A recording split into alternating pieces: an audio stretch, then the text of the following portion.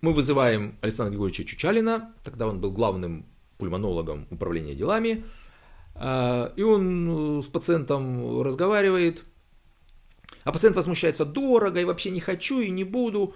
Он говорит: да, да, говорит: а дети есть? Он говорит: сын. А сколько лет? Говорит: 7. Ну, говорит: да, извините, годам к 12 может быть сиротой. Ну, как-то так мужчина слегка задумался, мягко выражаясь, да, говорит: ну ладно, посплю я с вашим аппаратом.